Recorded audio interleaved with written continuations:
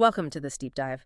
Today we are focusing our attention on a really fascinating news source paper. It's called Higher Order Linear Attention, or HLA for short, by Yifan, Zhang, Zhen, and Quanquan. Yeah, it's a really exciting piece of work. It really is. And our mission for this analysis is to provide a rigorous, comprehensive overview of the HLA framework, really getting into how this architecture fundamentally shatters that long-standing trade-off we see between expressivity and computational speed in sequence modeling. Right, because that's the big bottleneck right now. Exactly. And since you, our listener, are operating at an expert level in machine learning, data science, or applied math, we're just going to bypass the basic transformer tutorials and jump straight into the mechanistic architecture. Yeah, I mean, it is a critical time to be looking at this paper. We're kind of hitting a wall with current scaling laws, and finding a principled mathematical exit from that bottleneck is, well, it's basically the highest priority in the field right now. To set the stage for why HLA matters, let's just think about the fundamental architecture of modern large language models, right? Sure. The standard scale dot product attention mechanism is, well, it's a bit like having a brilliant but incredibly inefficient research assistant. Like every single time you ask them to synthesize a new thought, they insist on rereading every single document in the entire library. Yeah, cross-referencing every word with every other word they've ever read just to generate the next syllable. Exactly. And that really captures the essence of the quadratic, computational, and memory complexity bottleneck. Because, comparing every token to every other token creates this expanding grid of calculations. And it grows exponentially worse as your context window lengthens. Right. It is the central obstacle to scaling autoregressive language models to, truly massive context sizes. Which is why we have the traditional workarounds, right? Like we have linear time attention and state space models. Yeah, SSMs are huge right now. Right, and they give us that beautiful constant time O of 1 per token update during inference. But those solutions come with a heavy tax, don't they? They absolutely do. They typically restrict us to first order or kernel-based approximations. So they bottleneck the expressivity of the model. You get the speed, but you lose the deep data-dependent mixing that makes standard attention so incredibly capable. Yeah, you're essentially compressing the historical context into a very rigid first-order bottleneck. You lose the nuance of higher-order interactions between tokens. Meaning the model can remember the general flavor of the past, but it struggles with complex conditional retrievals. Exactly. Cases where the relationship between two tokens depends entirely on the presence of a third token. First-order approximations, they just smooth that out too much. Okay, let's unpack this starting with the mathematical engine. How does the HLA framework actually calculate these higher order interactions without reverting to materializing that massive n by n attention matrix? So to understand the core engine, we have to look at the unmasked second-order tensor attention. In standard attention, you're computing the softmax over the query and key matrices multiplied together. Right. The standard QK transpose. Exactly. But if we move to a second-order polynomial formulation, we can actually drop the softmax and express the attention matrix as the matrix product of the query key interactions with their own transpose. Wait, let me make sure I'm visualizing this correctly. You're taking that interaction matrix, which usually gives us our attention weights, and multiplying it by itself. Doesn't that just compound the quadratic scaling problem? Well, it would if we computed it strictly left to right. Okay. But because matrix multiplication is associative, we can regroup the operations. Instead of multiplying queries by keys to create a massive sequence-by-sequence grid, we just change the parentheses. So you multiply the keys by the keys first. Precisely. You multiply the keys by the keys and then sandwich that result between the queries. Oh, I see. Because the key matrix multiplied by its own transpose results in a matrix that is bounded by the hidden dimension size, not the sequence length n. Exactly.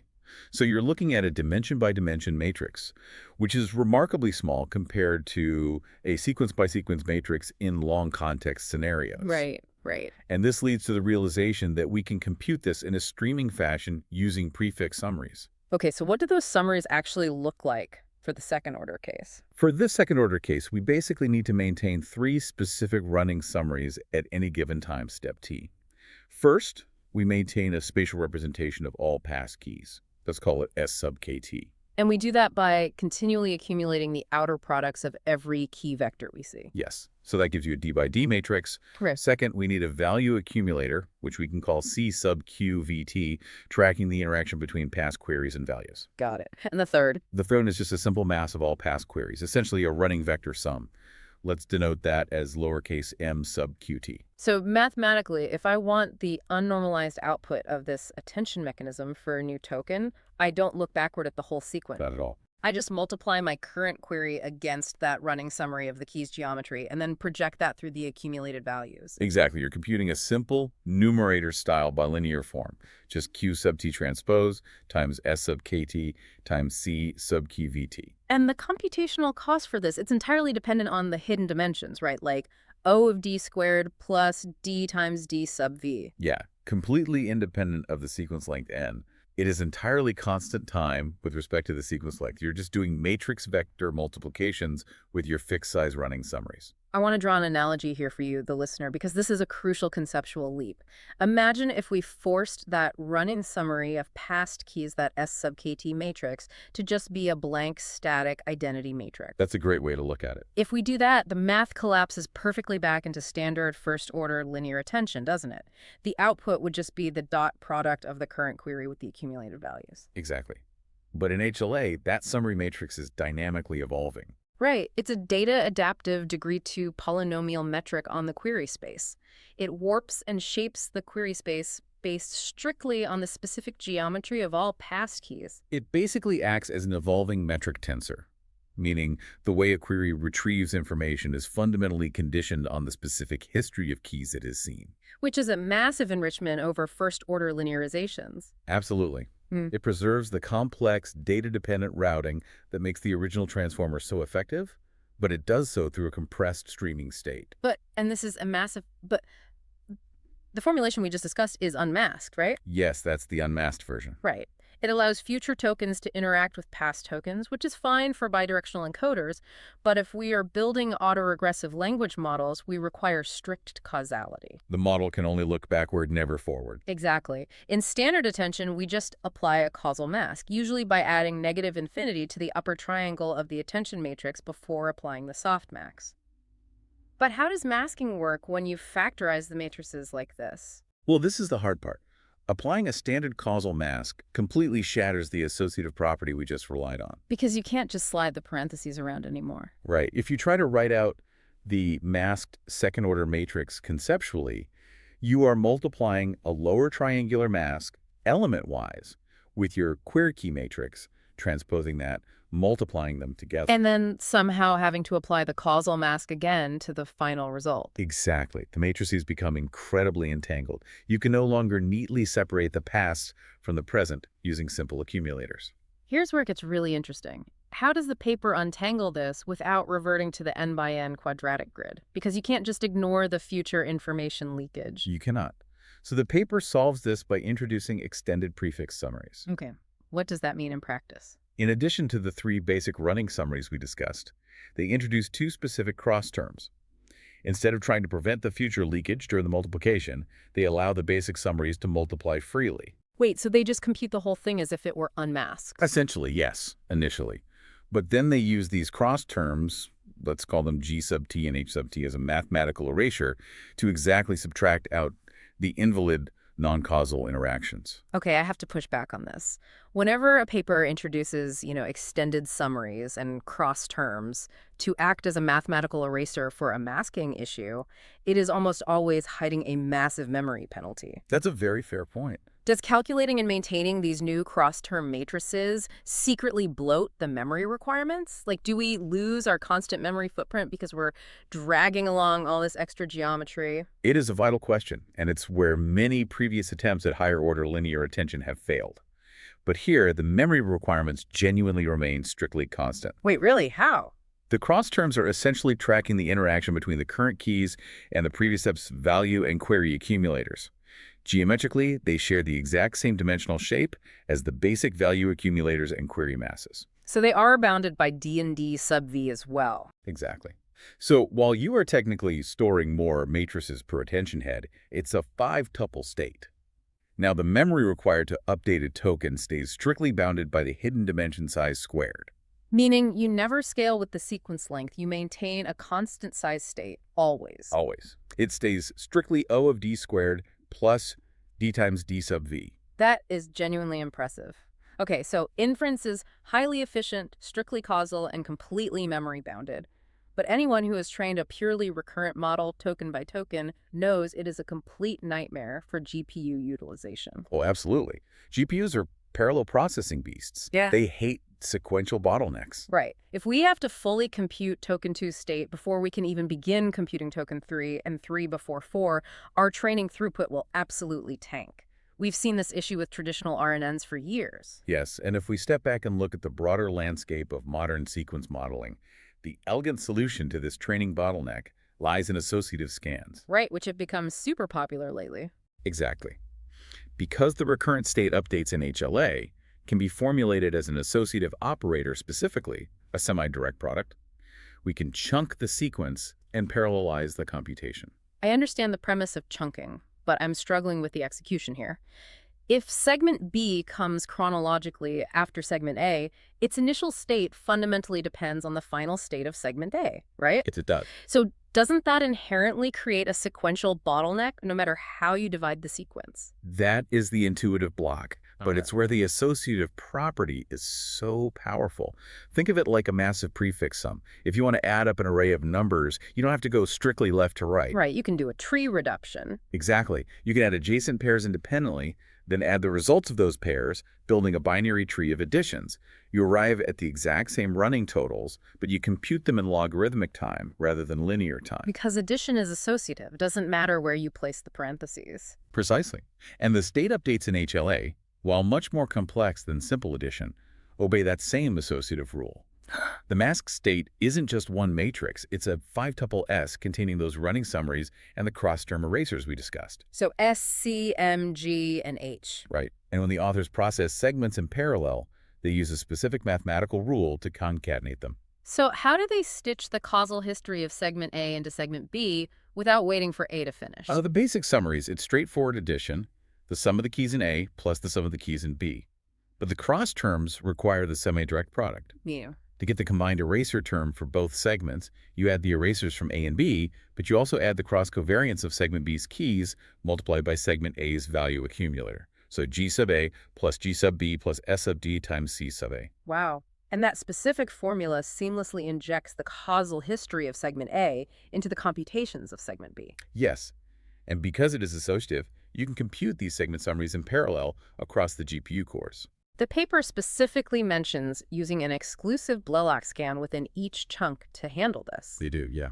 For our listeners working on hardware optimization, that means for a chunk of a given width W, the scan parallelizes the operation so it completes an O of log W span, fully saturating the GPU's streaming multiprocessors. And this leads to the most critical point of the entire paper's training methodology. This chunk parallel associative scan produces forward activations that are mathematically identical to a serial left-to-right recurrence. Wait, identical? Identical. It is not an approximation. It is not a heuristic trick. The numbers you get out of this parallel tree structure are exactly the number you would get if you processed it token by painful token. Okay, that perfectly handles the forward pass. But training means calculating gradients. If the forward pass isn't an approximation, how does the reverse mode algebra handle the backpropagation? Well, that's the beauty of it. Are we forced into approximate backpropagation through time, which usually destabilizes training, or can we parallelize the backward pass too? We can absolutely parallelize the backward pass. The authors design a reverse scan applying the vector Jacobian adjoint of the concatenation operator. Okay. By doing this reverse scan with checkpointing at the tile boundaries, the gradients computed are, again, exact. They perfectly match the serial gradients. So you're getting the exact training dynamics and stability of a recurrent model, but with the throughput of a parallel architecture. Precisely. That dual identity parallel during training, recurrent during inference, is exactly what the field has been chasing. It's the holy grail that made state space models so popular, but here we are doing it with an attention-like, data-dependent metric. Which is a huge step forward. It really is. So we've solved causality and training speed for the standard model, but what if we want to change how the model actually evaluates relationships? Let's explore the structural variations the authors introduce, starting with exponential decay. Right, so introducing an exponential decay factor, a gamma between 0 and 1 to the state updates, is a fairly standard technique. It controls the spectral growth of the state matrices, Right. preventing numerical instability over very long contexts. Exactly.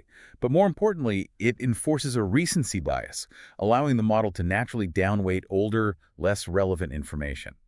And the authors mathematically prove that inserting this gamma factor into the HLA updates fully preserves the associativity of the scans. That's elegant. But the next variation is a much bigger paradigm shift. Asymmetric HLA. Yes, AHLA. The base model we've been discussing is symmetric. It realizes the triple product of the affinity matrix A with its A transpose and the values V, so AA transpose V. Right. But asymmetric HLA realizes a left-cascaded asymmetric product, AAV. Instead of the query key interaction matrix multiplying its own transpose, it just multiplies itself again before hitting the values. And this fundamentally changes the internal tracking required. You can no longer use the symmetric summaries. Because the geometry is entirely different. Yes, exactly. Asymmetric HLA requires a completely different set of prefix summaries involving intermediate query evaluations and key value outer products. Things like P sub kv, M sub k, E sub t, and N sub t. And furthermore, to make the chunk parallel scans work for training this asymmetric version, you need a segment-level key query cross moment, R sub kq, specifically designed just for the chunk concatenation step. Yes, it definitely adds some complexity to the scan operator. So what does this all mean? If asymmetric HLA routes value weights through an intermediate key index, rather than using the symmetric query aggregation of the default model, how does that fundamentally alter the way the model retrieves context? What is the actual shift in the inductive bias here? It raises a profound question about how we want our models to basically think and retrieve information. In the symmetric default HLA, the metric relies purely on the keys. It aggregates the geometry of the historical key space, and the current query evaluates that entire aggregate simultaneously. But in the asymmetric version, the attention is essentially routed through an intermediate key index. It weights each value based on a sequential pass routed by that specific key.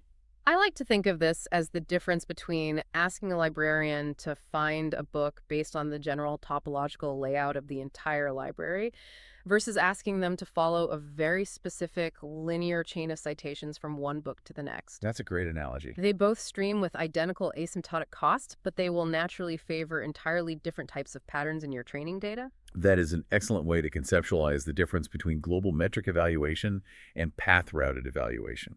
And the paper actually goes even further, outlining a third-order HLA to push the boundaries of this polynomial retrieval. Oh, right. Looking at the math for the third-order version, it seems like a massive jump in complexity, like A transpose A. To compute third order, you have to track the full query covariance matrix, S sub q. And when you move to the masked, strictly causal version, it requires 6 additional cross-summary erasers, G1 through 3 and H1 through 3, just to subtract out the future leakage. It is a significant escalation. The streaming kernel remains strictly causal and technically operates in constant time per token, but the constant factor, the sheer number of matrix multiplications required per step is noticeably larger. Right, the O of 1 gets a lot heavier. And the paper provides the inference kernel for third order, but conspicuously leaves the associative scan operator for chunk parallel training to future work. It seems like designing the segment-level summaries for that level of cross-term interaction gets intensely complicated. It really does. The third-order extension serves more as a theoretical proof of generalization. It proves the foundational algebra holds, and that higher-order linear attention is theoretically unbounded. You can keep raising the polynomial degree. But practically, current implementations favor the second-order model as the sweet spot between heightened expressivity and manageable computational overhead. makes perfect sense. So, if we pull all of this together and synthesize the findings for our listeners, what are the core takeaways here? We're basically looking at a framework that provides a principled, scalable drop-in replacement for standard attention in long context models. That is the ultimate summary. HLA bridges the gap we discussed at the very beginning. It gives you the attention-style, data-dependent weighting that state space models inherently lack. Gives you exact, strictly causal streaming with order 1 per-token update memory that standard attention lacks. And it gives you hardware-aware parallel training via associative scans that avoids the pitfalls of approximate backpropagation. It's a rigorous mathematical synthesis of the best traits from multiple sequence modeling paradigms. Exactly. It provides a very clear path forward for breaking the quadratic barrier without sacrificing the model's reasoning capabilities. And I want to leave you, our listener, with a final provocative thought based on this architecture. Okay, let's hear it. In the related works section, the authors briefly touch upon modern Hopfield networks. There is this growing, rigorous perspective in the field that standard transformer attention is essentially a single-step retrieval process in an energy-based associative memory using first-order sufficient statistics. Yeah, the Hopfield view is compelling. It explains why attention works so well as a content-addressable memory. But standard attention, relying on basic dot products, is fundamentally a first-order interaction. Right, which creates a relatively shallow energy landscape for retrieval. Exactly. So here's the question to ponder. If higher-order linear attention now gives us a mathematically exact way to compute higher-order sufficient statistics while maintaining strict causality and constant memory, well, could this be the mathematical stepping stone to a completely new paradigm? That's a huge thought. Right. By moving from a linear energy surface to a polynomial one, you create steeper, much more precise basins of attraction. Could we build multi-step associative memory networks that leverage these higher-order tensors to completely bypass traditional transformer scaling laws?